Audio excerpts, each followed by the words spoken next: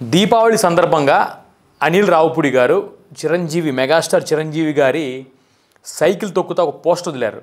అసలు ఆ పోస్టర్ ఎలా ఉందంటే కన్ఫామ్గా బ్లాక్ బస్టర్ సినిమా అనిపిస్తుంది.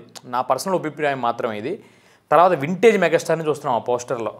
అనిల్ రావుపూడి గారు అంతకుముందు సక్సెస్ అయ్యారు. ఎక్కడంటే వెంకటేష్ గారు అవ్వచ్చు, బాలకృష్ణ గారి విషయంలో అవ్వచ్చు, సీనియర్ని వాళ్ళు దేంట్లో స్ట్రాంగు, వాళ్ళు ఏ లుక్స్లో బాగుంటారు, వాళ్ళ వే ఆఫ్ డెలివరీ దేంట్లో బాగుంటుందని ఆయన బాగా తెలుసు. దాన్ని వాడుకోవడం ఆయన ఎక్స్పర్ట్. దాంతోపాటు చుట్టూరుతో ఆయనకి ప్రతిదీ ఎంత మాస్ సినిమా సరే ఫుల్ లెంత్ కామెడీ ఉంటుంది. ఫుల్ లెంత్ ప్రతి సీన్లో కామెడీ ఉంటుంది. ట్రాక్ అవుట్లకి వెళ్ళిపోకుండా కామెడీ వాళ్ళ దగ్గర హీరో చుట్టుపక్కల నడుస్తూ ఉంటుంది కామెడీ. సో ఆ కామెడీతో అల్టిమేట్గా లాగేస్తారు, దాంట్లో డౌటే లేదు. అయితే ఎందుకు వింటేజ్ మెగాస్టార్ అన్నానంటే, నేను మెగాస్టార్ గారిని నేను చాలా సినిమాల్లో మీరు గమనించినట్టయితే ఈ సినిమా కాకుండా అంతకుముందు అన్ని సినిమాల్లో ఆయన హెయిర్ స్టైల్ పక్కకు దువ్వి ఇట్లా ఉంది. అది ఎందుకు నాకు యాజ్ ఏ హీరోగా, యాజ్ ఏ సినిమా అభిమానిగా, యాజ్ ఏ హీరోని అభిమానిగా చిరంజీవి గారిని చిన్నప్పటి నుంచి చూసి పెరిగాం కాబట్టి ఆయన్ని ఇలా సైడ్కి దిగుకోవడం, రుద్రవీణ ఆ సినిమాలు ఇలా సైడ్ దిగుకొని ఇలా ఉంటారు. అది ఒక రకమైన మంచి సినిమాలకి, సింపుల్ సినిమాలకు బాగుంటుంది. కానీ ఆయన మా చిన్నప్పుడు బాగా ఫేమస్ అనమాట. హెయిర్ అంతా బయట వెనక ముందు ఇట్లా ఫంక్ లాగా లాగేవాడు. బిగ్ బాస్ ఆ టైంలో, గ్యాంగ్ లీడర్ ఇది మొత్తానికి బిగ్ బాస్ టైం అనుకుంటా. అలా ఆయన్ని చూడటం ఆయన ఫేస్కి అది సెట్ అయ్యిద్ది. అలా జుట్టు అంతా పైకని ఇట్లా ముందు ఫంక్లా లాగడం అది ఆయన సెట్ అయ్యిద్ది. ఠాగూర్లో మీరు చూసినట్టయితే మొత్తం వెనక దువ్వే ఉండిద్ది. కానీ గత 5-6 సినిమాలకి అట్లా సైడ్ దువ్వడం అది ఎందుకు, అసలు ఆయన చిరంజీవి గారిని చూసినట్లేదు, వేరే ఎవరినో చూసినట్టు అనిపించింది. కానీ దాన్ని మరి ఆయన పసిగడతంలో ఎక్స్పర్ట్ అనిల్ రావుపూడి గారు. ఇలా కాదు, చిరంజీవి గారు ఇలా తీసుకొస్తే బాగుంటుంది అని చెప్పి ఆయన ప్లాన్ చేశాడు. అది వర్కౌట్ అయింది. ఎందుకంటే ఆ లుక్స్ కూడా చిరంజీవి గారి లుక్స్ మొత్తం ఎంటైర్గా కొంచెం ఒక 10 ఏళ్ళు వయసు తగ్గినట్టు అనిపిస్తుంది లుక్స్లో చూస్తుంటే. ప్లస్ చిరంజీవి అభిమానులు ఏదో కోరుకుంటున్నారు, ఆయన ఇలా చూద్దాం, ఈయన ఫన్నీగా ఒక అన్నయ్య సినిమాలో ఎలా కామెడీ చేస్తానే అట్ ద సేమ్ టైం మాస్గా వెళ్తాడని చెప్పి నేను అనుకుంటున్నాను. అదేవిధంగా ఖచ్చితంగా అనిల్ రావుపూడి గారు ఈ సినిమాలో పెట్టే ఉంటాడు.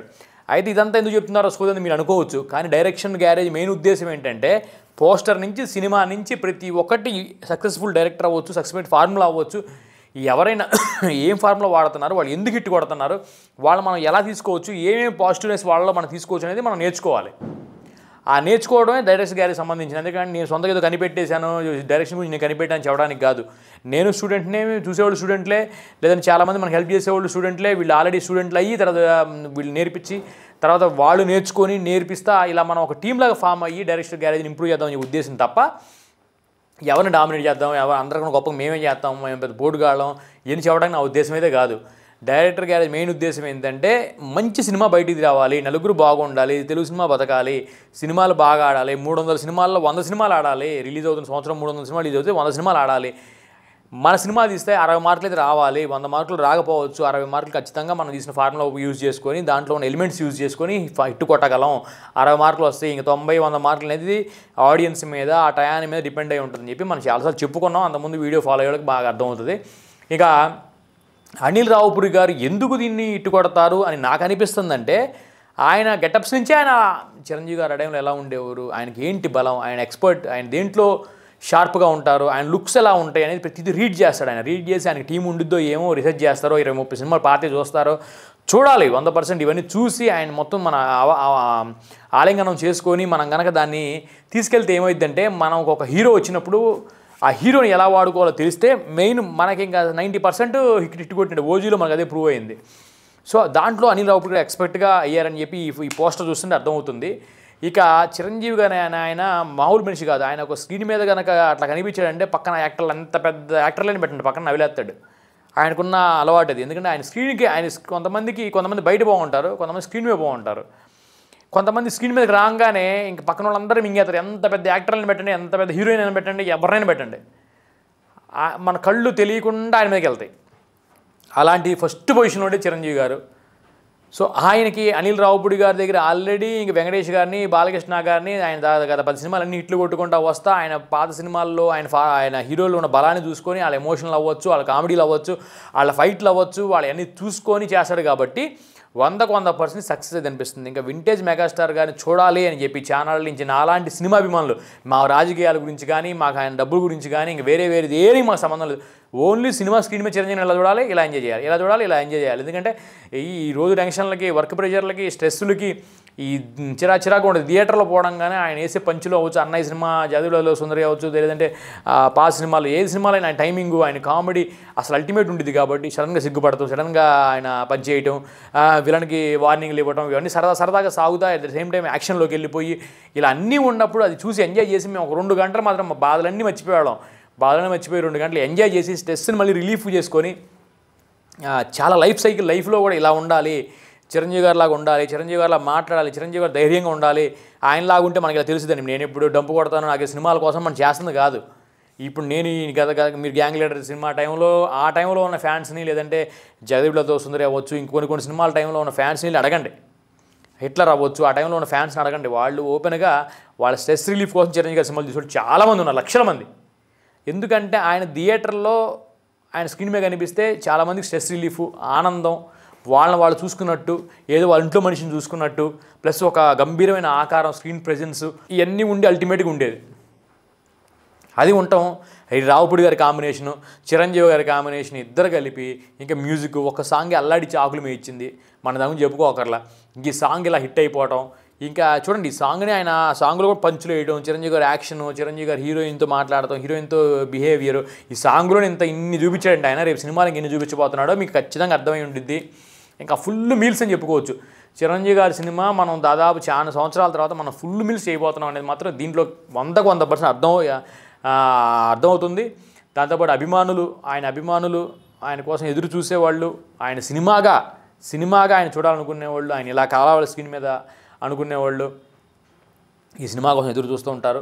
అనిల్ రావుపూడి గారు అంటే డైరెక్టర్ గురించి ఎక్కువ డైరెక్టర్స్ ఇవి చూసి నేర్చుకోవాలి. కాబట్టి మనం చూసి ఏమి నేర్చుకోవాలంటే అనిల్ రావుపూడి గారు 100% చిరంజీవి గారి బలాలేంటి, ఆ హీరో బలాలేంటి అని చూసుకుంటాడు. లుక్స్ వైజ్ నుంచి మొదలుపెట్టాడు ఆయన. లుక్స్ నుంచి ఇలా ఉంటే బాగుంటుంది అని వాళ్ళ ఆడియన్స్ ఎలా ఎంజాయ్ చేస్తారు, చిరంజీవి గారి ఆడియన్స్ చిరంజీవి గారిని ఎలా చూడాలని కోరుకుంటున్నారు అనేది చూసి దాంట్లో ఫిగర్ అవుట్ చేసి ఆయన ఫేస్ నుంచి, లుక్స్ నుంచి, స్టైల్ నుంచి, వేసుకునే బట్టల నుంచి, వేసుకునే షూ నుంచి, ఆయన నడిచే విధానం నుంచి ఫిజికల్గా తీసుకొని దాని తర్వాత యాక్టింగ్లో ఆయన కామెడీ టైనింగ్ అవ్వచ్చు, తర్వాత ఆయన పంచులు అవ్వచ్చు, ఆయన అమ్మాయిలు నడిపించడం, సరదాగా పక్కన ఫ్రెండ్స్ నడిపించవచ్చు, లేదంటే నాకు తెలిసి తాగుబోతు సీన్ కూడా పెట్టే ఉంటాడు సినిమాలో.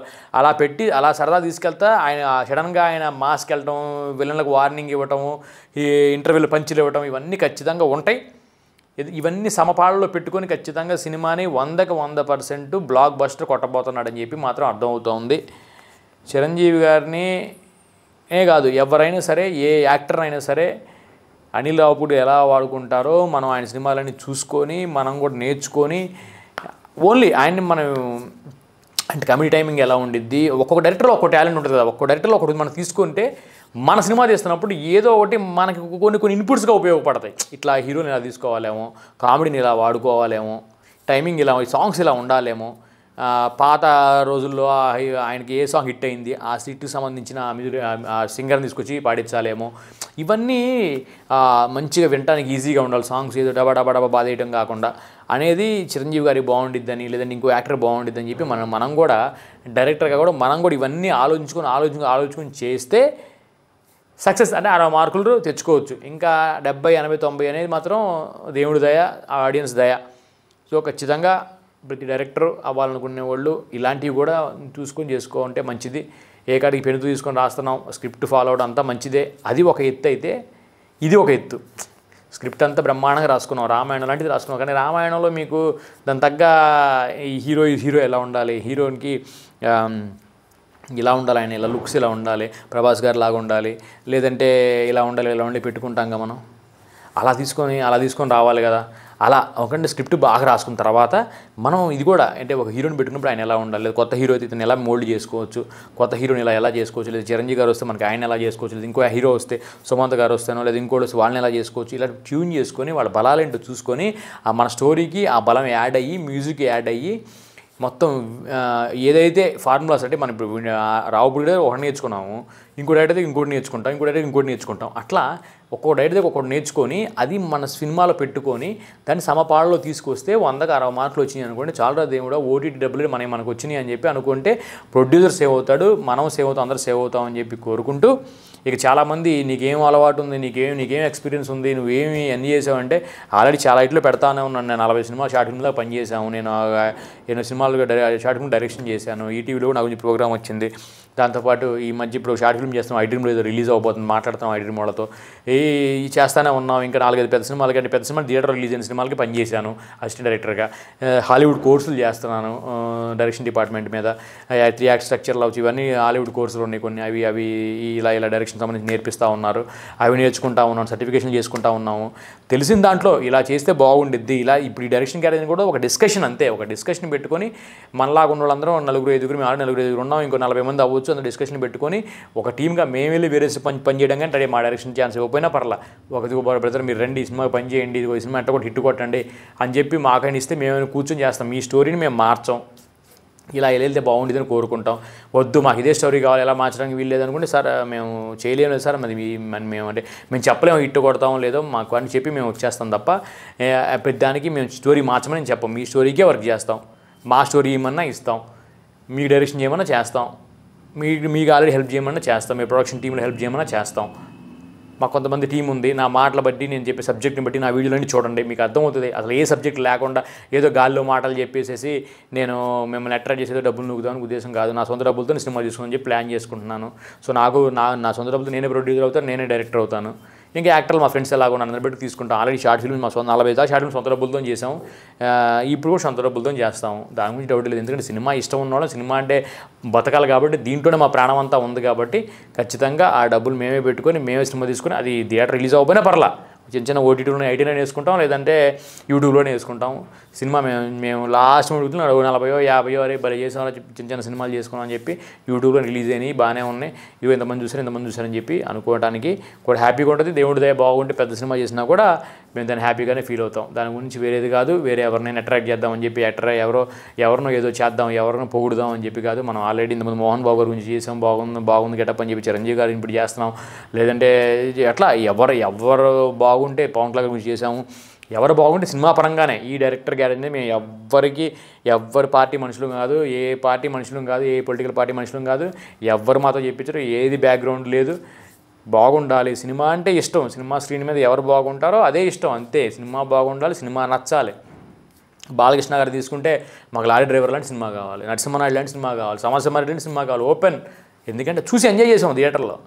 నెక్స్ట్ మహేష్ బాబు గారు ఒక్కలాంటి సినిమా కావాలా, పోకిరి లాంటి సినిమా కావాలి మాకు, అంతే. దాంట్లో కాంప్రమైజే లేదు, అసలు సమస్యలు అలాగే చూడాలని కోరుకుంటున్నాం. పవన్ కళ్యాణ్ గారు మొన్న వాళ్ళు ఓజీ చూసి కొంచెం సాటిస్ఫై అయ్యాం. అంతకుముందు బద్రి, లేదంటే అసలు ఖుషి, ఆ టైప్ సినిమాలు కావాలి మాకు 100% కోరుకుంటాం.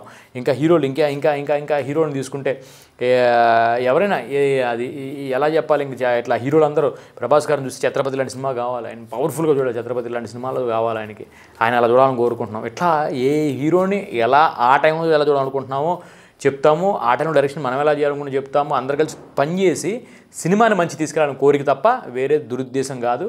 ప్లీజ్ నాకు నేను నెంబర్ కూడా పెడతాను, కుదిరితే మాకు కాల్ చేయండి, ఒక అవకాశం ఇవ్వండి, ఏంటో ప్రూవ్ చేసుకొని చూపిస్తాం. అవసరమైతే అగ్రిమెంట్ పేపర్ మీద రాసుకుందాం, డౌటే లేదు దాంట్లో. 100% మనం తీసే సినిమా 100కి 60 మార్కులు అయితే వస్తాయి. మన డబ్బులు అయితే మనకు రావడానికి 100% ప్లాన్ చేస్తాం, దాంట్లో డౌటే లేదు. Thank you so much.